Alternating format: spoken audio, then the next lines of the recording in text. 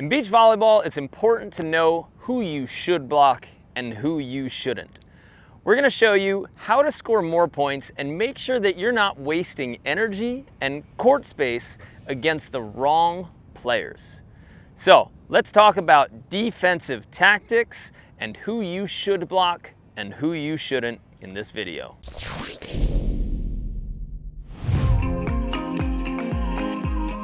Some of the biggest defensive mistakes that we see out of beginner, intermediate, and maybe low advanced players is that they're blocking the wrong people. Now, you might be tall enough to block, you might jump high enough to block. You can get your elbows over the net, great.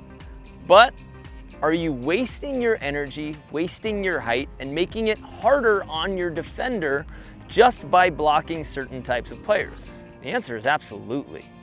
You cannot block certain types of players because it's going to waste space behind you and your defender is going to get exhausted. You're going to get exhausted because you're jumping too much. Let's remember that when you block, you hang yourself in the air and you actually take up a very small amount of space. The people who you should be blocking are the ones who are capable of hitting hard and down. If a player can't hit into the front 3/4 of the court with power at a downward angle, this is somebody you should not be blocking, period. You need to use that as your litmus test when you're choosing whether you should be blocking or not. Can this person on the other side of the net jump up with their setter? Can they pass, set, jump, and spike down 7, 8, 9 out of 10 times in the front 3/4 of the court so hard that I would actually be a little bit scared to defend it, right? Did they give you the cringe test where when they decide to hit or when they have an open net, you're actually kind of scared of it? That's the person you should be blocking, nobody else. Most players, and it's tough to know that most players can't hit hard, and we see pro players all of the time. Like, there's so many pro matches that we watch and blockers are always up there. Blockers are always up there. So we learn from them and we say, all right, well, in order to play beach volleyball, I need to put a blocker at the net. But if you're gonna win your B tournament, your A tournament, and your AA tournament, there are people that you should not block because they're not capable of hitting down hard. So take a look at the other team. Are they short or are they tall? Can they jump or maybe not so much? Do you legitimately think that if you served them 8 out of 10 times, they would be able to, on an open net, come up and bounce into the front 3/4 of their court? If not, this is not the person you should be blocking. You need to play a little bit of rover defense, get yourself to the net, and then if you see that the set is not coming onto your side of the court, that's when you have liberty to peel. But you shouldn't give this person credit and you shouldn't give them the advantage of hanging yourself in the air where they have a ton of space to shoot. The best thing you can do if you want to give a gift to a shorter player or somebody who wants to shoot or somebody who can't hit hard, the absolute best thing you can do for them is hanging yourself in the air and giving them space to shoot around you. You don't want to do that. We're not into giving presents to the enemy. So make sure that this person can hit down hard before you choose to block them. If you decide that they can't, start yourself around 10 feet from the net.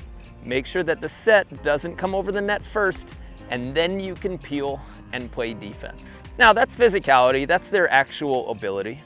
But what about somebody who has the ability to hit? They really can, but you know that they just shoot most of the time. This is the player we need to protect the net. You can stay up, but if you know that they're choosing to shoot more often, then you're going to use late peels, you're going to use squat and drop technique, or you're going to make them believe that you might defend the net because you want to tempt them to do what they want to do and then take advantage of your defensive knowledge and your defensive strategy to pick that up.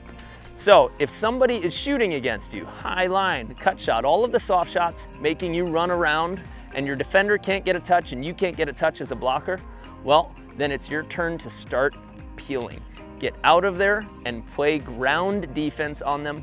Force them to do the thing that they don't want to do, which is hit. Make sure that you force them to do it late though, because you don't want an athletic person who can jump high coming in knowing that the net is wide open for them and they can hit as hard as they want.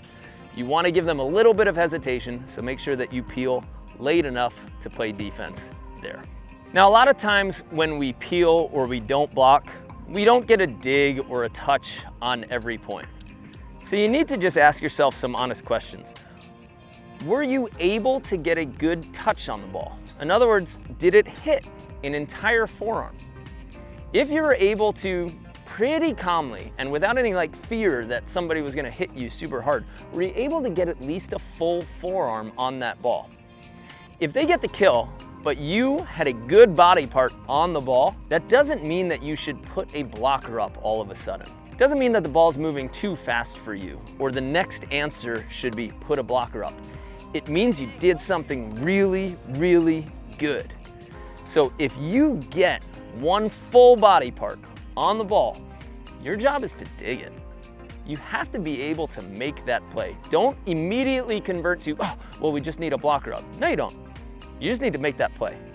So anytime that you're peeling and you're able to get a full hand, full forearm on the ball, your answer is to absolutely keep doing what you're currently doing and then just make that play. It'll work out for you in the long run and you will win more matches because you're getting more opportunities at good touches. Stick with that strategy and I promise you it'll lead to wins.